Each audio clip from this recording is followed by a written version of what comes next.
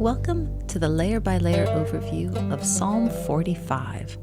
A way to remember this psalm is with the phrase royal wedding song, because it celebrates a royal wedding, which is unique in the book of Psalms. This psalm celebrates the king on his wedding day. This king is an ideal king, attractive, wise, powerful, righteous, and given the allegiance of surrounding nations. The psalm consists of three main sections, preceded by an introduction and followed by a conclusion from the court poet. The sections describe first the king, then the bride, and then their marriage, covering the wedding itself and its result, the descendants. As with every psalm, understanding the emotional content is key. In Psalm 45, the frame by the court poet provides a formal setting, explicitly invoking a deep pleasure for the topic. The poet depicts the king with awe, describing an ideal king that moves beyond the humanly possible and into the divine. In the description of the bride, the poet exhorts her devotion to her new husband. The section on marriage conveys abundant joy, ending in the reign of future descendants and the praise of future generations. For background information, we need to understand that the ideal ancient king was both a skilled warrior and a wise leader. Songs praising a king with such attributes were common in the ancient Near East, though they are rare in the biblical Psalms. Psalm 45 thus stands out within the Old Testament in its focus on an ideal human king, rather than God as divine king. The command in verse 11 reflects the reality of royal marriages in the ancient world. The daughter should forget her people and her father's household for the sake of her husband. Ancient royal marriages were often political arrangements between nations. For the daughter to forget her people means to change allegiance from her own people to her new people, symbolized by her new husband, the king. Bowing down to him outwardly signaled that her loyalty was now to him rather than to her former household. The marriage described in this psalm may have been arranged as part of a political alliance between Israel or Judah and a neighboring state such as Tyre. The language describing the king includes exalted language, such as is only used elsewhere of the Lord, the God of Israel. See our Poetic Features video for a full explanation. Here, we must simply acknowledge that the king is even addressed as Elohim, God, in verse 7, and is described as having eternal attributes. This is part of what led to the psalm being interpreted messianically, as a song composed for the wedding of an ordinary human king, but ultimately referring to the future king, who would indeed share divine attributes with the Lord. We will now go through the psalm verse by verse. Superscription. For the director, according to lilies, by the Korahites, a maskil, an ode. This was an official temple psalm, which shows the important connection between the temple and the royal court. The temple singers would sing to honor a royal wedding. The term maskil likely indicates this song was intended to convey wisdom. Verse 2 indicates a professional poet likely composed this psalm, which may reflect a possible collaboration between a court poet who composed the words and the Korahites who composed the music. This combination of temple singers, royal wedding, and conveying wisdom illustrates the complexity of the song. The song marks a royal wedding, but seizes the opportunity to speak of the king as a representative of God, and to speak of his new bride as a representative of those who would change allegiance to Israel. To understand this is to understand the wisdom of the psalm. Introduction. Verse 2. My heart has been stirred by a good theme. I'm about to recite my verses to the king. My tongue is a pen of a skillful scribe. The poem is written in an elevated style, fitting for formal praise for a king. The poet describes himself as so stirred with strong emotions that he feels compelled to speak these verses in praise of his king. His tongue has the same eloquence of a skillful scribe, which suggests he composed the words and a separate scribe wrote them down. This introduction indicates the song was composed for a formal occasion, which needed the additional niceties of the court, rather than for intimate use. The first main section directly addresses the king. The purpose of the section is to portray this king as representing ideal kingship. Although this song was likely composed in the lifetime of a specific king, it is not restricted to that king. This song is about the ideal king. Verse 3. You are the most attractive of all people. Kindness has been poured out by your speech. Therefore, God has commended you forever. The poet first describes the king as physically attractive. In the ancient world, the ideal king was visually attractive. As we read in Isaiah 33:17, your eyes will see the king in his beauty. Saul and David were introduced as handsome, as were Absalom and Adonijah, rivals of Solomon. Not only was the king a warrior, he was also a ruler who would administer both laws and judicial decisions. The act of pouring out kindness reflects the king's benevolent attitude toward his people. He does not rule them harshly, but kindly, which makes him even more attractive. This outward beauty and the outward display of kindness provide enough evidence to conclude that this king must be one whom God has commended, a king of whom God fully approves. The word forever gives the first hint that this song is about more than one particular king. It is also about a king whose reign can be described as enduring forever. Verse 4. Strap your sword upon your thigh, great one, in your splendor and your majesty.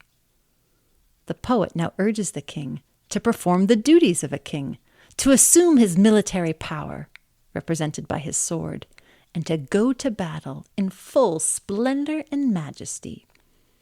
The ideal king fights a battle against wickedness, and the sight of such a king going to war should reflect his virtue and just cause.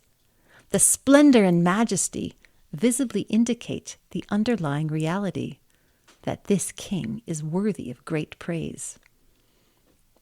Elsewhere in the Old Testament, splendor and majesty are attributes reserved for God alone, suggesting again that this king is more than just an ordinary king.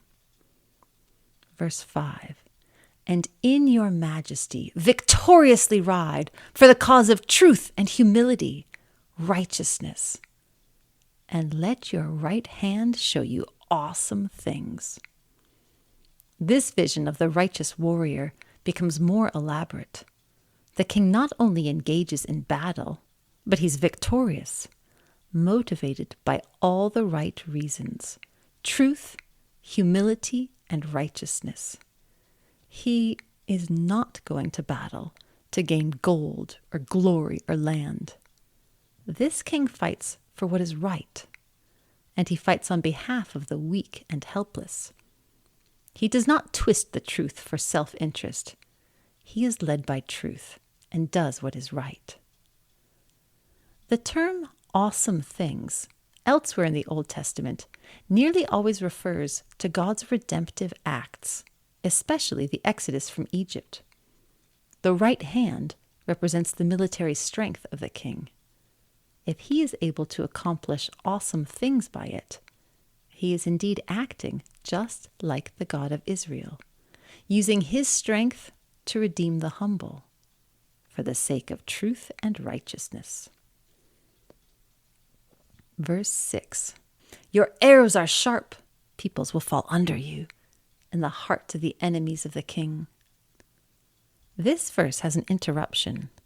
Peoples will fall under you, in the middle of the description of the king's weapon, his sharp arrows, which are headed straight for the heart of his enemies.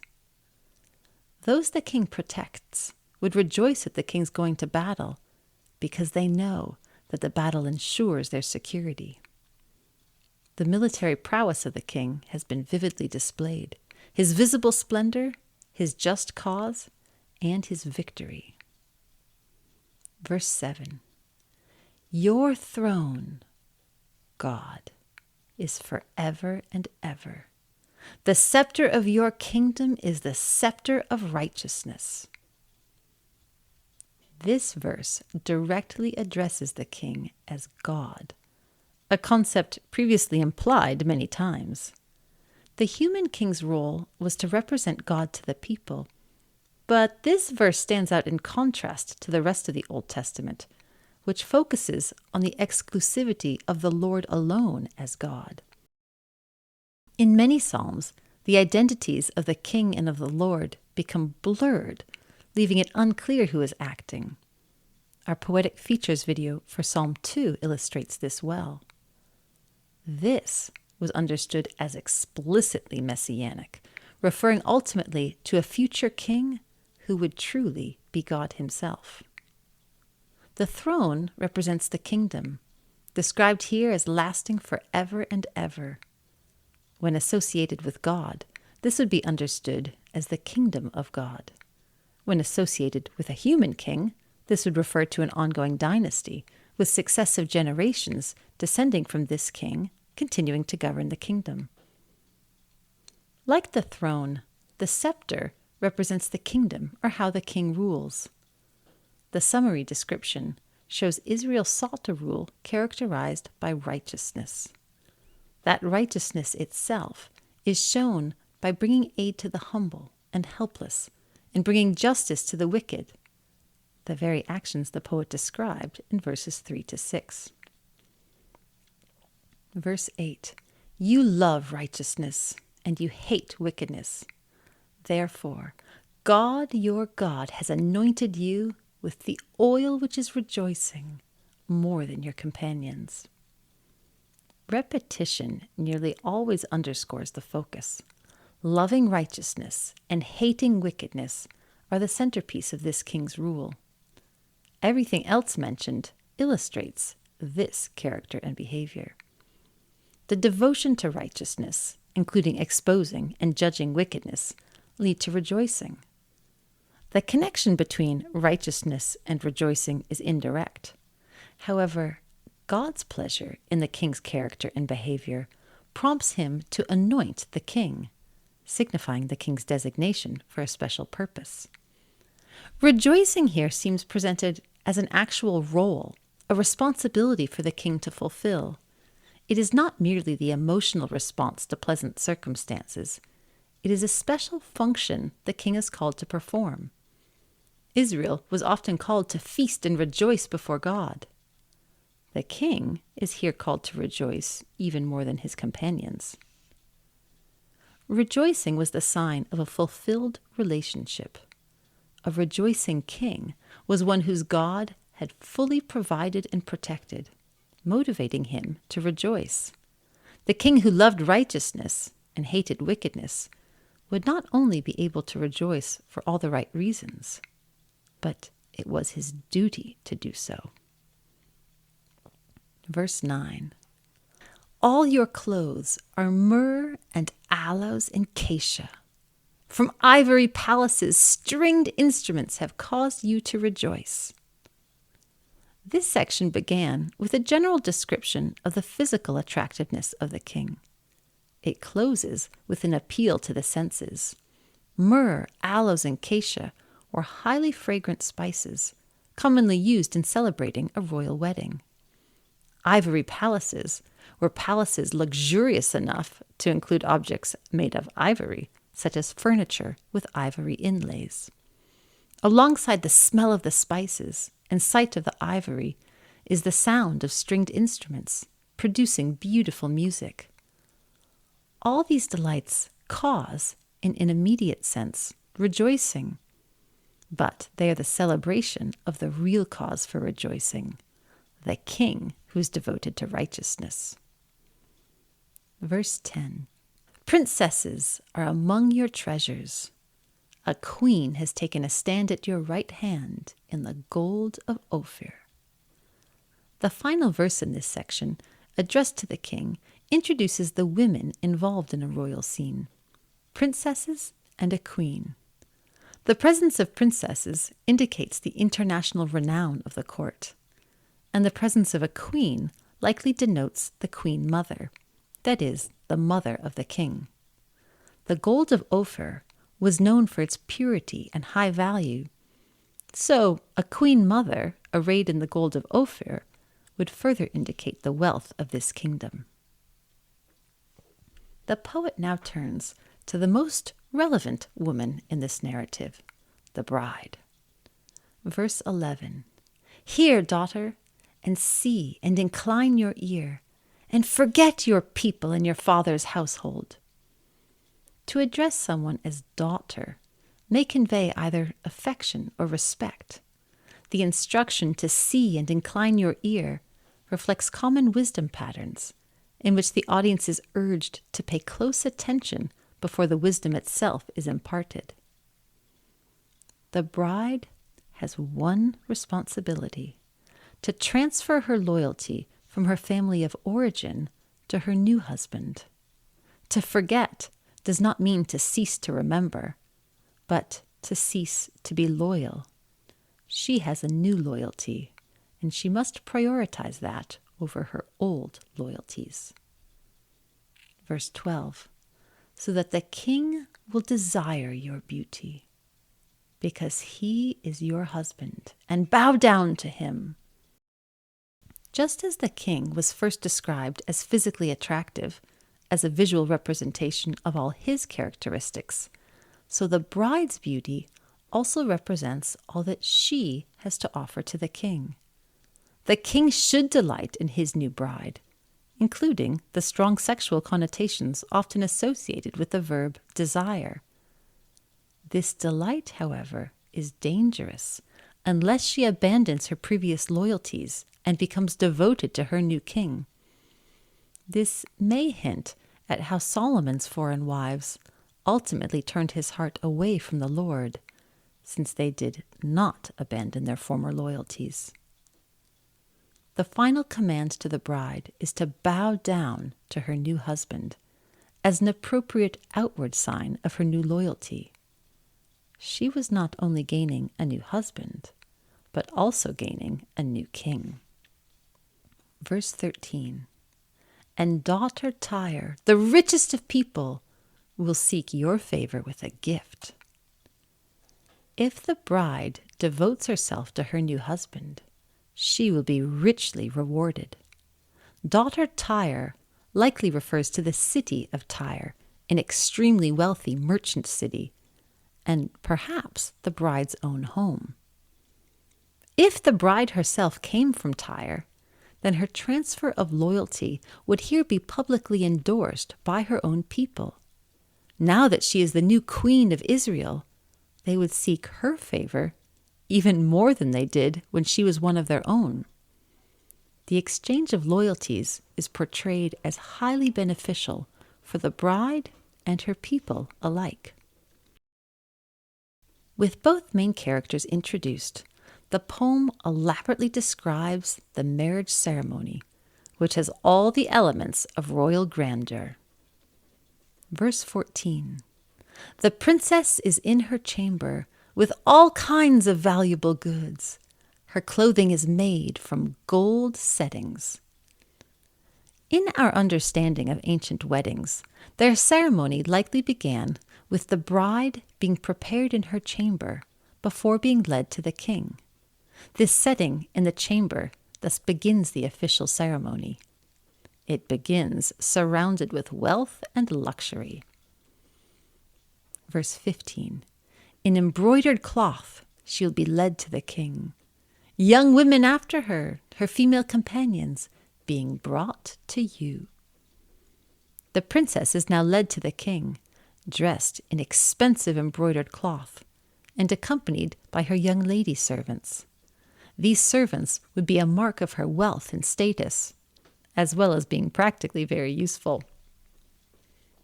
Verse 16. They will be led with joy and gladness. They will go into the king's palace. The picture here is the procession of the bride and her companions into the king's palace, led with joy and gladness. This moment serves as both the formal ceremony and a symbolic act of leaving her old life and loyalties and embracing her new life and loyalties. This procession would be momentous because it commemorates the moment of becoming part of Israel, especially since the bride, to some extent, represents anyone with foreign loyalties who chose to abandon them to become part of Israel. Verse 17. In the place of your ancestors, your sons will be princes. You will appoint them as princes over all the earth. This marks the culmination of the successful royal marriage, the birth of offspring who will continue the royal dynasty. Where the king's ancestors ruled, his sons also will rule. They will be princes throughout the earth, representing the spread of the kingdom far and wide. The poet again speaks directly in the closing. Just as his voice provided a formal introduction, so it also provides a formal closing to the song. Verse 18. I shall profess your name in all generations. Therefore peoples will praise you forever and ever.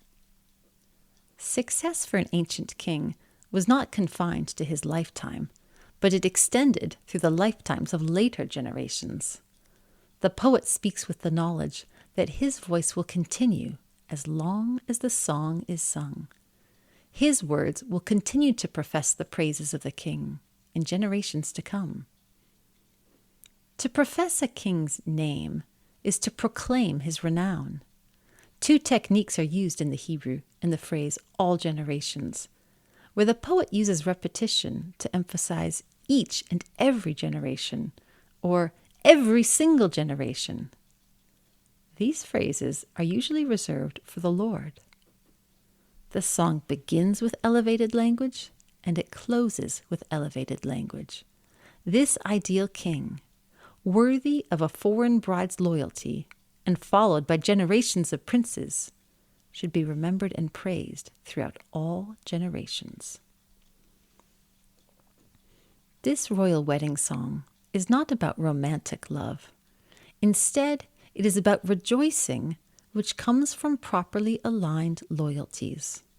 First, the king is described, with attributes normally reserved for God, as one arrayed in splendor and majesty, capable of awesome deeds, and with an everlasting reign. His loyalty is to righteousness. The bride is called to transfer her loyalty from her family of origin to her new husband. When she does so, gifts come from Tyre, likely her own people. Then the wedding is portrayed with every luxury and delight imaginable. The ceremony takes place with joy and gladness, celebrating the union. The result is generations of princes appointed to rule throughout the earth. In the conclusion, the poet resumes language appropriate for God, professing his name in all generations, with people praising him forever and ever. The distinction between king and God becomes blurred once more as the worthy object of praise of the people. We will now read the entire psalm. For the director, according to Lilies, by the Korahites, a maskil, an ode. My heart has been stirred by a good theme. I am about to recite my verses to the king. My tongue is a pen of a skillful scribe.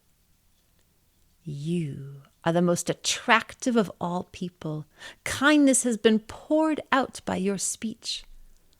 Therefore, God has commended you forever. Strap your sword upon your thigh, great one, in your splendor and your majesty, and in your majesty victoriously ride for the cause of truth and humility, righteousness, and let your right hand show you awesome things. Your arrows are sharp. Peoples will fall under you.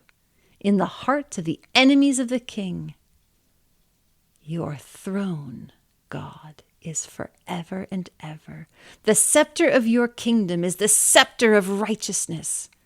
You love righteousness, and you hate wickedness. Therefore, God your God has anointed you with the oil which is rejoicing more than your companions. All your clothes are myrrh and aloes and cassia. From ivory palaces, stringed instruments have caused you to rejoice.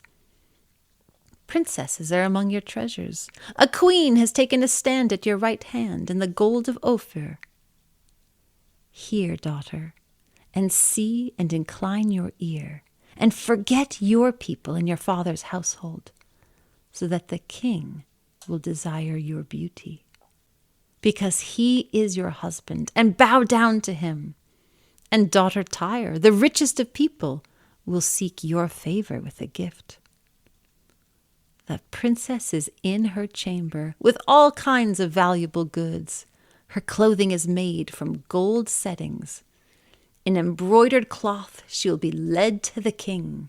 Young women after her, her female companions, being brought to you. They will be led with joy and gladness. They will go into the king's palace. In the place of your ancestors, your sons will be princes. You will appoint them as princes over all the earth.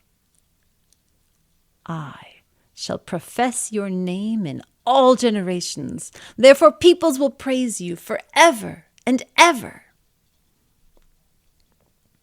This has been the overview video for Psalm 45. Our goal in this video is to present a single, coherent interpretation of the psalm. Our exegetical issues video discusses other scholarly views, and our poetic features video explores the distinctively poetic nature of the psalm as Hebrew poetry. Please visit us at scriptura.world to learn more about our project, including more details of this psalm and how we came to this interpretation. Thank you for watching.